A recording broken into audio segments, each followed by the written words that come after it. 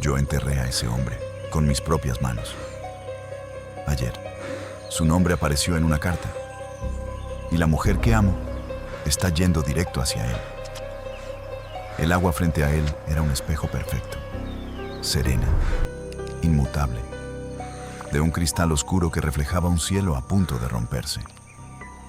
Había una crueldad profunda en esa calma. La naturaleza parecía burlarse de la tormenta que destrozaba el pecho de Joaquín. Cada centímetro que la chalana avanzaba sobre esa superficie plácida, cortando el remanso del río, era un latigazo invisible en su conciencia. Aquella embarcación rústica, que tantas veces había significado la llegada de provisiones, noticias y vida, se había transformado en un monstruo de madera que devoraba su futuro, sin quererlo, sin saberlo. La chalana se estaba convirtiendo en el verdugo de su esperanza y aumentando una agonía que le cortaba la respiración en su interior. La embarcación llevaba el tesoro más grande que la vida le había otorgado, alejándolo a un destino donde sus manos marchitas ya no podrían alcanzarlo. No hubo un adiós. Eso era lo que más le perforaba el alma. Ni un grito cargado de odio, ni una mirada de resentimiento puro, ni siquiera una lágrima de lástima. La ausencia de despedida pesaba más que cualquier maldición que ella pudiera haberle lanzado. Julieta simplemente había recogido los fragmentos de su dignidad rota. Había envuelto su dolor en un silencio sepulcral y había caminado hacia el muelle de madera podrida antes de que el sol tuviera el valor de salir. Él había fingido dormir, acobardado en la penumbra de su habitación, escuchando cada uno de sus pasos, sintiendo cómo la madera crujía bajo el peso de la decepción de ella. El sonido de la puerta cerrándose no fue un portazo violento. Fue un clic suave, definitivo. El sonido de un corazón cerrándose para la eternidad. Mientras la chalana se convertía en una mancha borrosa entre la bruma del amanecer, navegando con una melancolía que parecía contagiarse al viento. Joaquín sintió que las piernas le fallaban. Cayó de rodillas sobre el barro frío. El viento sopló, trayendo consigo el olor a musgo, a lluvia inminente y a polvo mojado, impregnado del aroma fantasma de ella. El río, infinito y silencioso, no ofrecía consuelo. Ella se iba lastimada, con el pecho abierto y el alma desgarrada, y él, asfixiado por sus propias lágrimas, sabía perfectamente que ella tenía toda la razón del mundo para huir, para no mirar atrás, para borrar el nombre de Joaquín de su memoria. Él había sido el arquitecto de su propia ruina. La ingratitud es un veneno lento que ciega al que lo bebe. Y él se había embriagado de egoísmo. En su ceguera, había tomado el amor puro, incondicional y frágil de Julieta, y lo había estrujado con las manos sucias de sus propios miedos e inseguridades. Recordó el instante exacto, la sombra en la mirada de ella cuando descubrió la verdad, cuando la máscara de él cayó contra el suelo y dejó al descubierto la traición.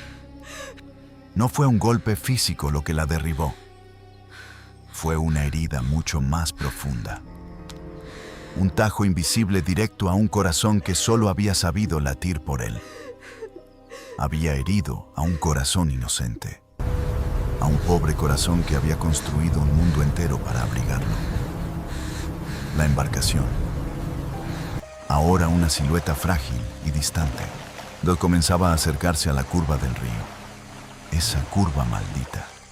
Detrás de ella, la densa vegetación tragaría a la chalana por completo, devorando el último rastro visual que le quedaba del amor de su vida.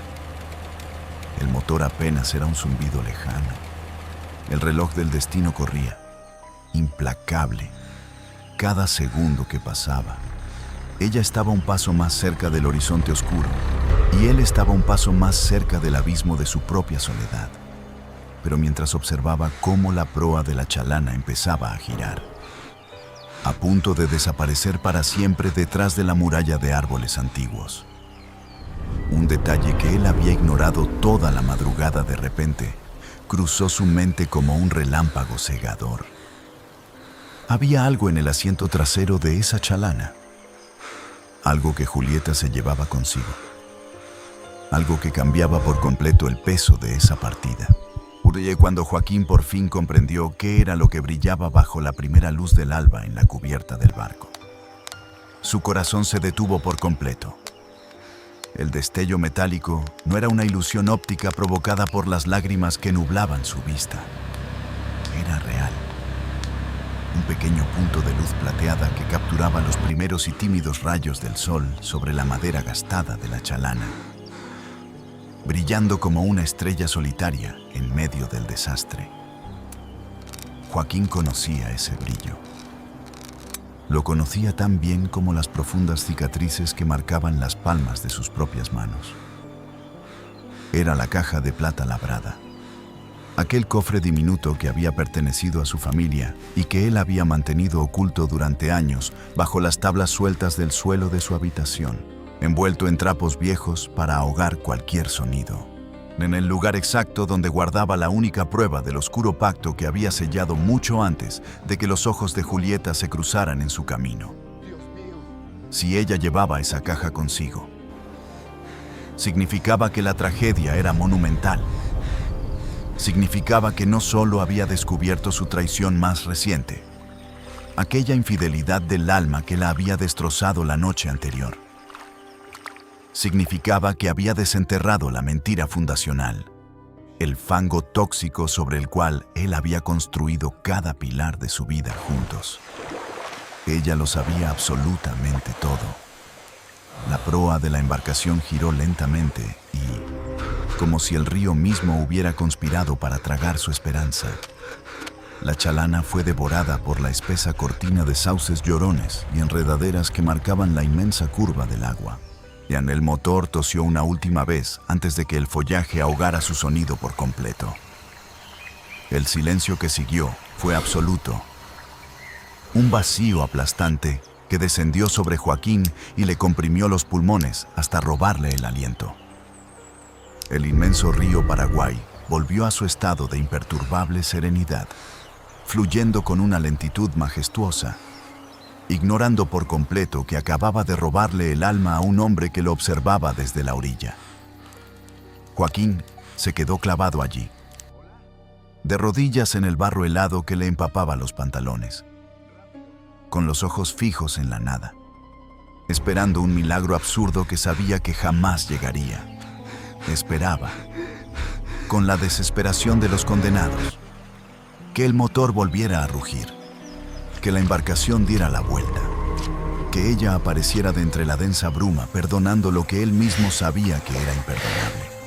Pero la superficie del agua solo devolvía el suave murmullo de la corriente arrastrando ramas muertas. El frío de la mañana comenzó a calar sus huesos, pero el verdadero frío, el que congela la sangre y detiene el pulso, venía de su propio interior. Se levantó con una torpeza lastimera, sintiendo que cada músculo, cada hueso de su cuerpo, pesaba toneladas. El camino de regreso hacia la cabaña, apenas unos 100 metros cuesta arriba por un sendero estrecho, se sintió como una interminable peregrinación hacia su propio infierno personal. La tierra húmeda parecía cobrar vida, pegándose a sus botas con desesperación, arrastrándolo hacia abajo, como si el mismo suelo que habían pisado juntos quisiera sepultarlo allí mismo como castigo por lo que había hecho. Recordó las palabras que le había dicho, en el veneno que había escupido de su boca cuando la acorraló con sus propias inseguridades. Fui ingrato, pensó, con la mente martillando esa frase una y otra vez. Fui un ingrato miserable, y tomé lo más puro que la vida me había dado para pisotearlo en el polvo.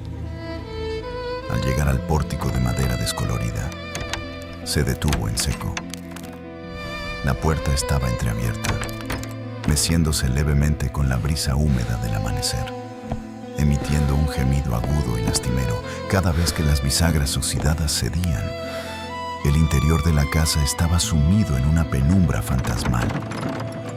Joaquín empujó la pesada madera con una mano que no dejaba de temblar. El aire estaba estancado. El olor agrio a café rancio de la noche anterior se mezclaba cruelmente con el aroma dulce a lavanda que ella siempre dejaba a su paso, impregnado en las paredes, en los muebles, en el aire mismo. Era un perfume que ahora se filtraba en sus pulmones, sintiéndose como veneno puro, quemándolo por dentro al recordarle la suavidad de su piel y la calidez de su sonrisa. Ambas cosas perdidas para siempre.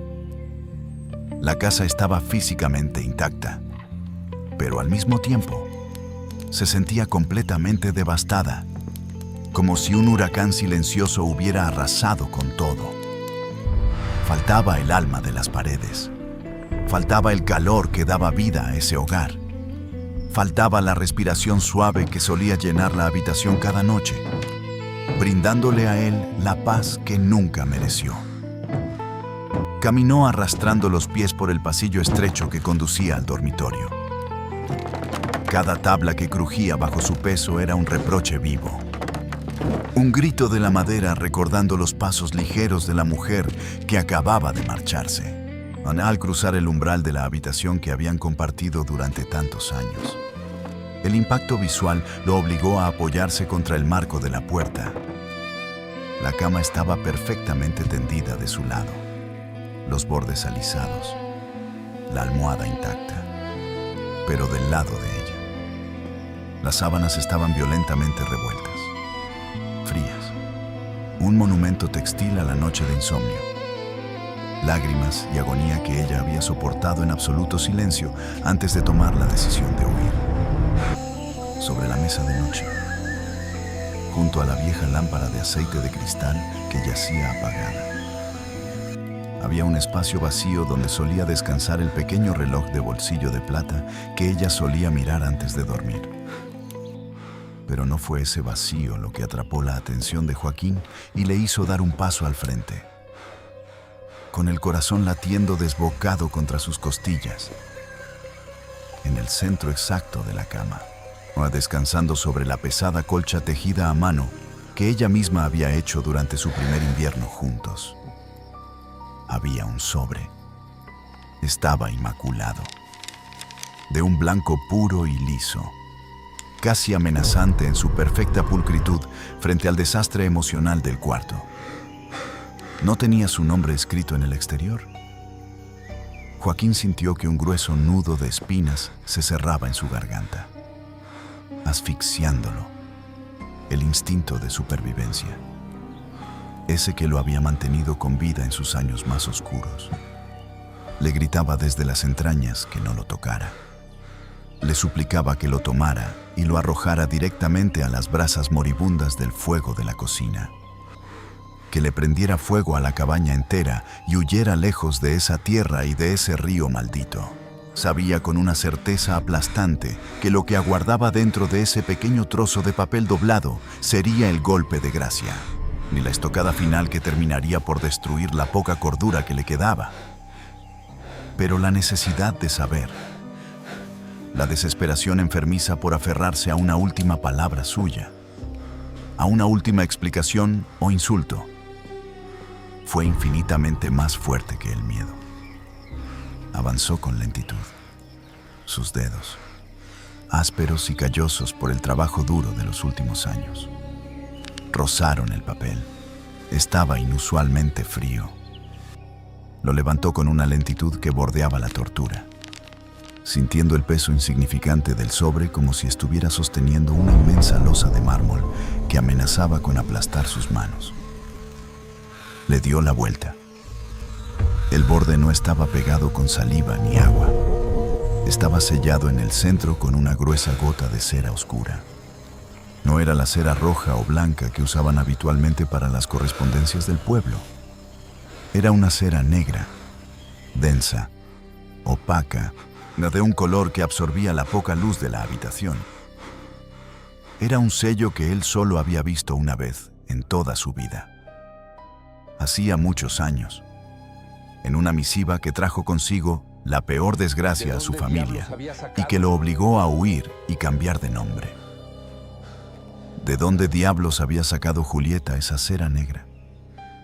¿Qué oscuro y aterrador secreto había descubierto en el fondo de aquella caja de plata que la había llevado a sellar sus últimas palabras con el símbolo universal del luto? La venganza y la fatalidad. Joaquín tragó saliva con dificultad, sintiendo un intenso sabor a cenizas metálicas en la boca, como si estuviera masticando polvo.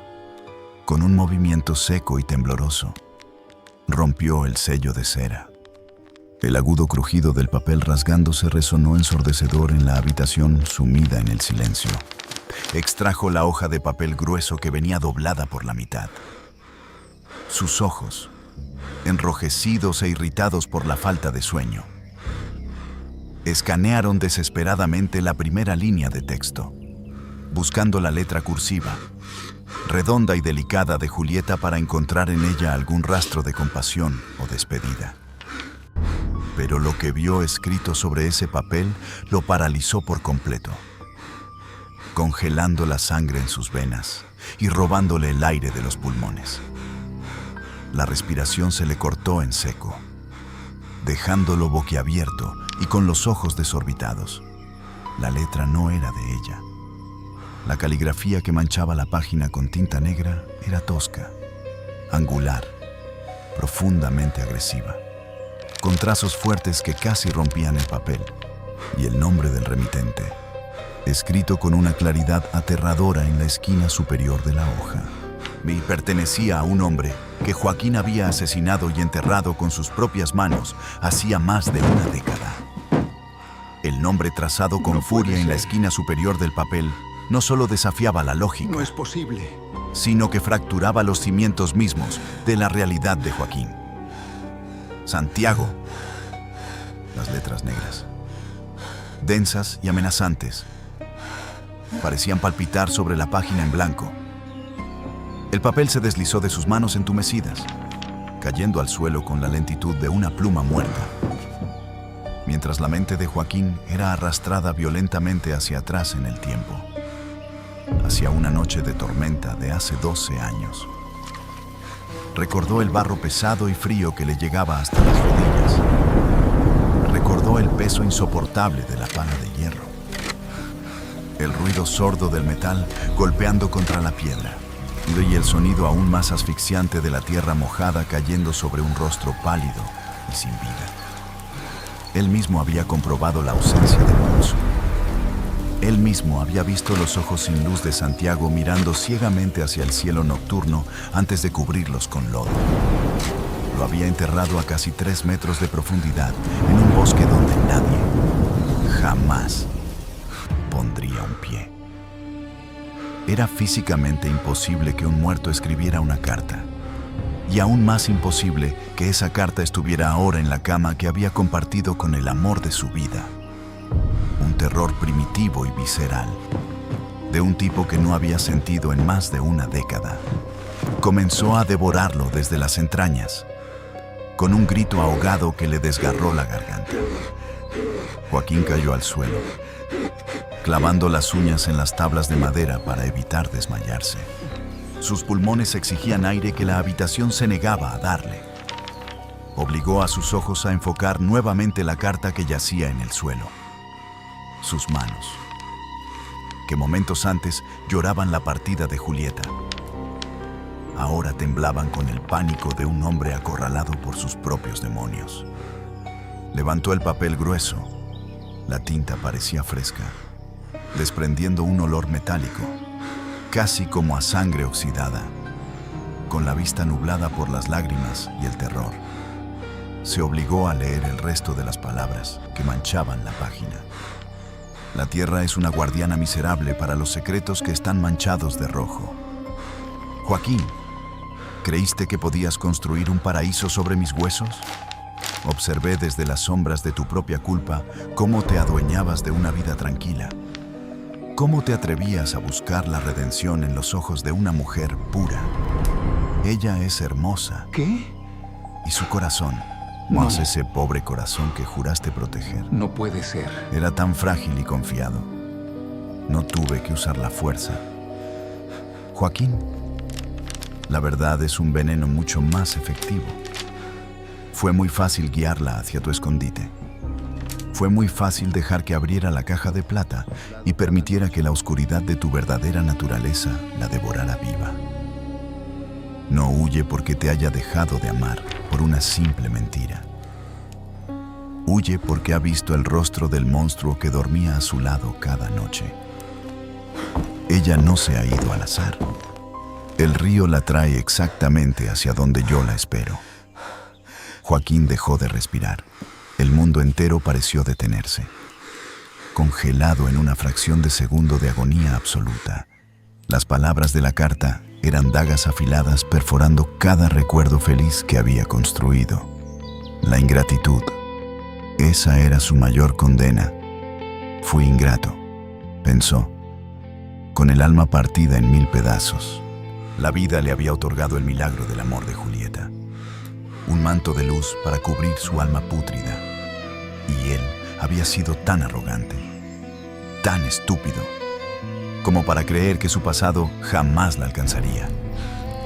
Había herido su pobre corazón, no con una traición vulgar, sino ofreciéndole las manos de un asesino envueltas en falsas promesas. El recuerdo del rostro de Julieta la noche anterior volvió a su mente. Pero esta vez, con una claridad macabra, no había dolor por una simple pelea.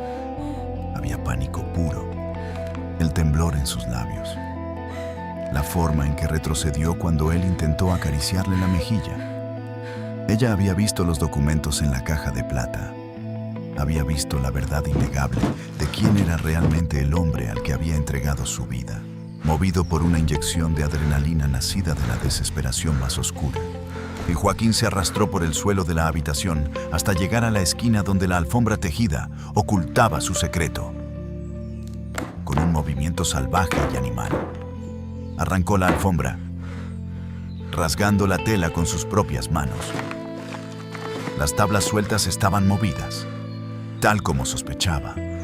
Metió las manos en el hueco oscuro y polvoriento debajo del piso. Sus dedos palparon la madera áspera, buscando los bordes de la caja de plata labrada. Nada. El hueco estaba completamente vacío. Julieta se la había llevado. Todo lo que lo incriminaba, todo lo que conectaba su nueva vida con la sangre derramada de Santiago. Estaba ahora viajando en esa chalana, en manos de la mujer que amaba, directo a una trampa tendida por un fantasma sediento de venganza. Pero mientras Joaquín retiraba las manos del escondite, con los nudillos ensangrentados por las astillas, y sintió un roce ligero. Había algo más en el fondo del agujero, algo que él nunca había puesto allí. Sus dedos se cerraron alrededor de un pequeño rectángulo de cartón rígido. Lo sacó lentamente a la luz grisácea que se filtraba por la ventana. Era una fotografía antigua, con los bordes carcomidos por la humedad y un tono sepia que evidenciaba el paso de los años. Al enfocar la vista en la imagen, el corazón de Joaquín dio un vuelco tan violento que sintió un dolor físico en el pecho, como si le hubieran roto las costillas de un martillazo.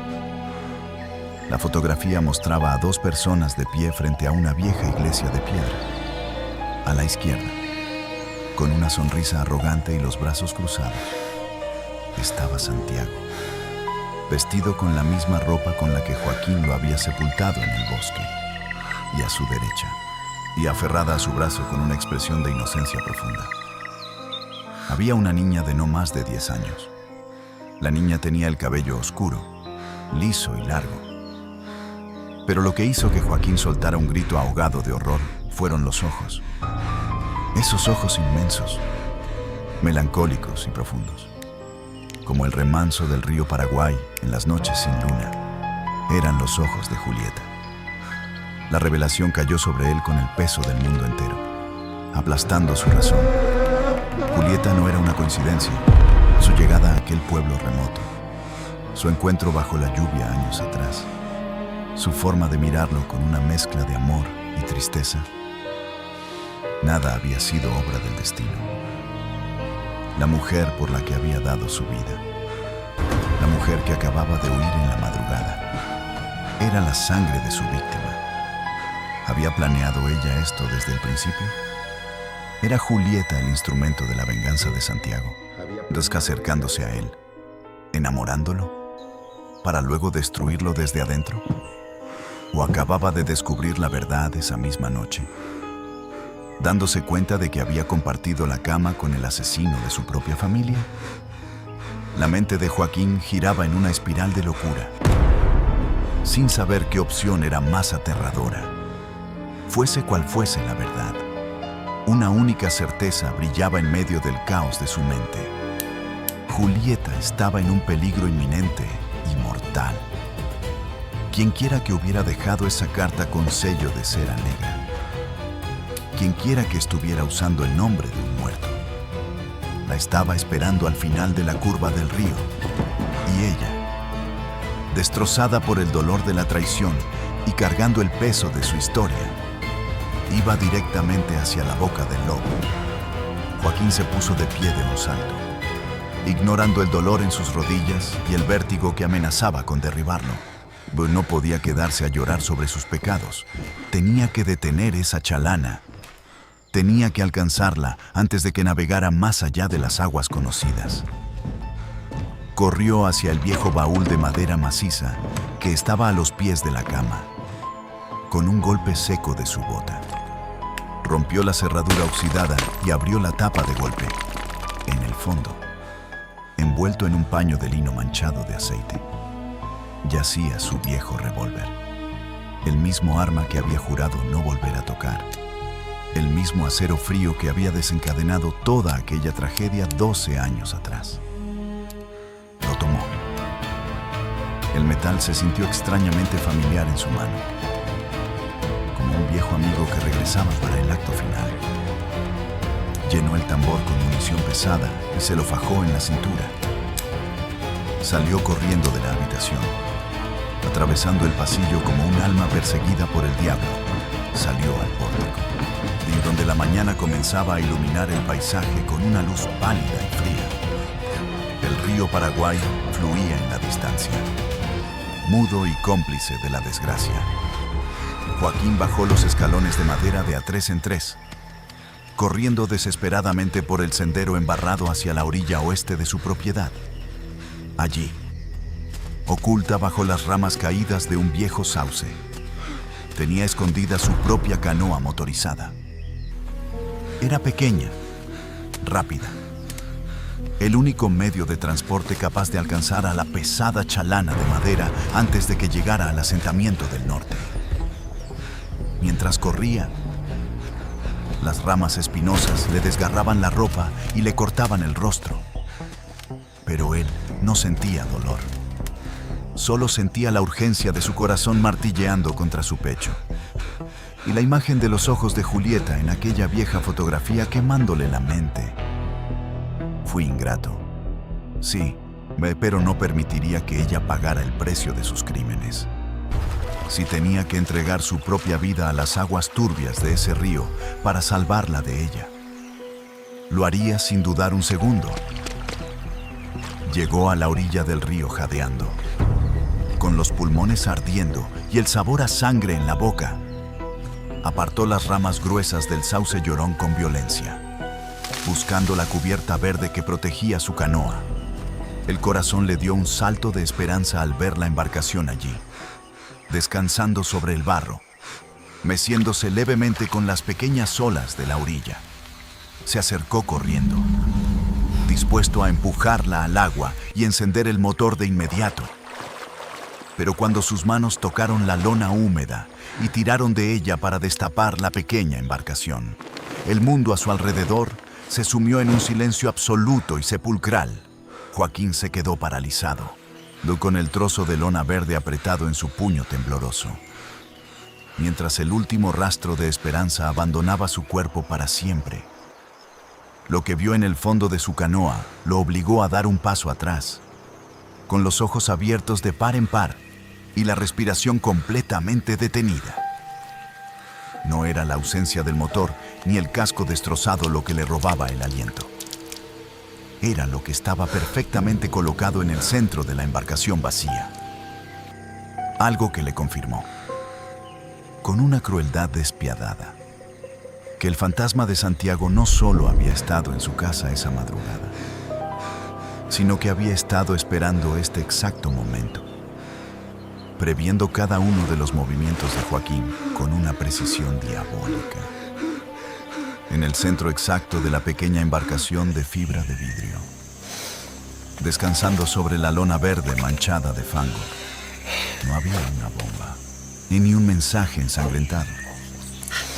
Había un objeto mucho más ordinario y, sin embargo, infinitamente más aterrador para los ojos de Joaquín. Era una pala de hierro pesado, con el mango de madera oscurecido por el tiempo y el sudor de palmas ansiosas, y la hoja de metal cubierta por una gruesa capa de arcilla roja y seca. Joaquín reconoció esa arcilla al instante, sintiendo cómo el estómago se le revolvía violentamente. Era la tierra específica y arcillosa que solo se encontraba en la profundidad de aquel bosque maldito, en el punto exacto donde había cavado la tumba de Santiago hacía 12 años. Alguien había ido hasta allí. Alguien había desenterrado el pasado. Y para asegurar que Joaquín no pudiera seguir a la chalana por el agua, ese mismo alguien había destrozado por completo el motor de la canoa con golpes brutales y precisos. Joaquín dejó caer la lona, retrocediendo a trompicones hasta chocar contra el tronco rugoso del sauce. La respiración le fallaba. Convertida en jadeos agónicos, estaba atrapado. El río Paraguay, que durante años había sido su refugio, su fuente de paz y alimento, se revelaba ahora como el muro de su propia prisión. La chalana llevaba una ventaja abrumadora y su único medio de persecución fluvial estaba destruido. Solo le quedaba una opción, una ruta desesperada e imprudente que desafiaba a la muerte misma: el atajo del diablo. Un sendero de tierra traicionera y rocas afiladas que cortaba a través del corazón de la selva espesa, trepando hasta el acantilado de piedra negra que dominaba la gran curva del río. Si lograba cruzar ese infierno verde antes de que la embarcación pasara por debajo del precipicio, y podría al menos verla una última vez, tal vez gritarle, tal vez intentar detenerla desde las alturas, sin detenerse a pensar en el cansancio o en el dolor de sus articulaciones. Joaquín se lanzó hacia la espesura. La selva lo recibió como a un intruso odiado. Las lianas se enredaban en sus botas como manos esqueléticas intentando arrastrarlo bajo la tierra húmeda. Las ramas espinosas de los arbustos rasgaban su abrigo, desgarrando su piel y dejando un rastro de líneas rojas y ardientes en sus brazos y mejillas. Pero Joaquín no sentía los cortes. Su mente estaba adormecida por la adrenalina y la culpa, enfocada únicamente en la imagen de los ojos tristes de Julieta, la niña de la fotografía, la mujer que había dormido en su pecho, la hija del hombre al que él había arrebatado la vida. Mientras corría y tropezando sobre raíces gruesas como serpientes dormidas, la tormenta que había estado amenazando el cielo desde la madrugada finalmente estalló. La lluvia no cayó como una llovizna piadosa, sino como un castigo divino. Gotas frías y pesadas como balas de hielo comenzaron a azotar el bosque, transformando el suelo de tierra en un pantano resbaladizo. El viento aullaba entre las copas de los árboles, imitando los gritos de aquellos que habían sido silenciados para siempre. Joaquín resbaló, cayendo de bruces contra el lodo asqueroso, golpeándose la mandíbula contra una piedra. El sabor cálido y cobrizo de su propia sangre le inundó la boca. Escupió el líquido rojo, tosió y se obligó a levantarse, apoyándose en el tronco podrido de un árbol muerto. Fui ingrato, murmuró para sí mismo, con la voz quebrada, y casi inaudible bajo el rugido ensordecedor de la tormenta. Yo la herí. Yo traje esto sobre nosotros. No era el fantasma de Santiago quien había escrito aquella carta. La caligrafía agresiva, el sello de cera negra, el terror psicológico. Todo había sido orquestado por una mente viva y brillante, consumida por un dolor insoportable.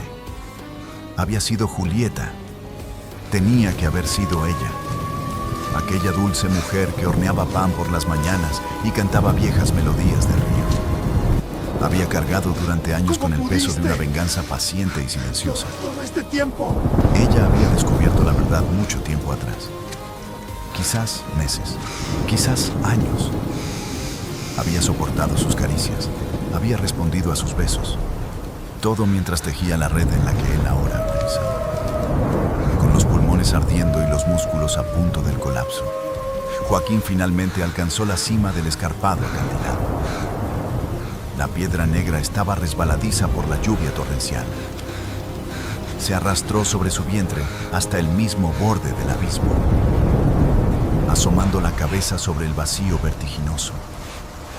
Allá abajo, a casi 50 metros de caída vertical, las aguas oscuras y revueltas del río Paraguay formaban un inmenso remolino en la curva de la ribera.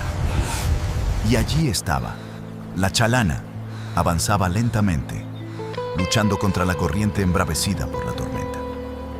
Su motor tosiendo valientemente bajo el diluvio. Joaquín agudizó la vista, apartando el agua de lluvia que le cegaba los ojos. En la cubierta de madera de la embarcación, expuesta a la furia de los elementos, no había ningún secuestrador, no había ningún hombre alto aguardando desde las sombras. Solo estaba ella. Julieta nos llevaba el mismo vestido sencillo que usó la primera vez que se conocieron. El viento frío agitaba su cabello empapado, pero ella permanecía de pie, inamovible, como una estatua de mármol tallada por el sufrimiento. En sus manos sostenía la caja de plata labrada. Joaquín sacó el pesado revólver de su cintura. Sus manos, resbaladizas por el barro y la sangre, temblaban incontrolablemente. Apuntó hacia el cielo gris, con el dedo índice acariciando el gatillo frío. Quería disparar al aire. Quería que el estruendo de la pólvora ahogara el ruido de la lluvia y atrajera su atención. Quería gritarle que lo sentía, que la amaba, que él mismo se arrojaría a ese río si eso pudiera borrar el pasado. Pero un relámpago cruzó el firmamento, iluminando el abismo por una fracción de segundo, y en ese instante de luz eléctrica y cegadora, Julieta levantó la mirada. Sus ojos encontraron los de él, a pesar de la enorme distancia, a pesar de la cortina de lluvia y la neblina del río. Sus miradas colisionaron con la fuerza de un impacto físico. Joaquín bajó el arma lentamente. El cañón del revólver golpeó la piedra húmeda del acantilado. No había odio en el rostro pálido de la mujer. No había la furia homicida de una vengadora triunfante. Lo que había en esa mirada desde el fondo del abismo era una tristeza tan profunda, tan infinita e incurable, que destrozó el último fragmento de humanidad que le quedaba a Joaquín. Ella lo estaba mirando con el dolor de alguien que se ha visto obligado a amputarse su propia alma para hacer lo correcto. Lo amaba. El castigo más cruel de todos era esa certeza abrumadora. Julieta lo había amado de verdad, entre las mentiras y la sangre derramada. El amor había germinado con fuerza, convirtiendo su misión de venganza en una tortura diaria. La ingratitud de él no había sido dejar de amarla, sino obligarla a descubrir que el único hombre que le había dado luz era el monstruo que había sumido a su familia en la oscuridad eterna. Con una lentitud ritualística, Julieta extendió los brazos sobre la barandilla podrida de la Chalana. Sostuvo la caja de plata en el aire, suspendida sobre las turbulentas aguas del río Paraguay. era la caja que contenía los documentos de su padre, las pruebas del asesinato, los oscuros ahorros de sangre que Joaquín había usado para comprar esa tierra. Julieta no iba a la policía. No iba a buscar la justicia de los hombres, porque sabía que una simple celda sería un alivio para el alma atormentada de un asesino. Su venganza era 1000 veces más precisa, más quirúrgica y definitiva. Abrió las manos. La caja de plata cayó en línea recta, cortando el aire cargado de lluvia, hasta golpear la superficie del agua oscura. Ni siquiera hizo ruido.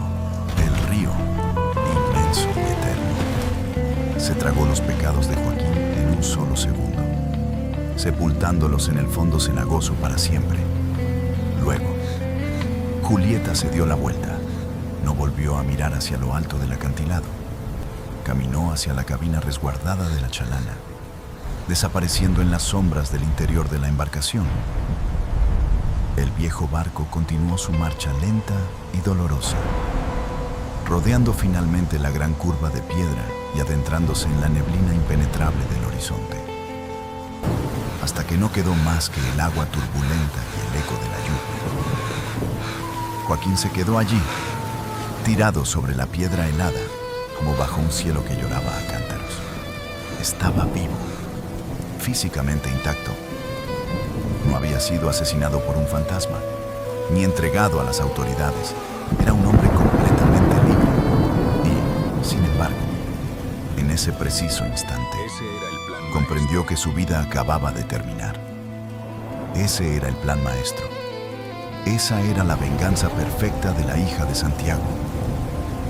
Ella no le había quitado la vida. Le había quitado el único motivo que él tenía para vivirla. Le había dejado la memoria intacta, la conciencia despierta y el corazón latiendo, solo para que pudiera sentir cada segundo de la eternidad, como el vacío lo devoraba desde adentro.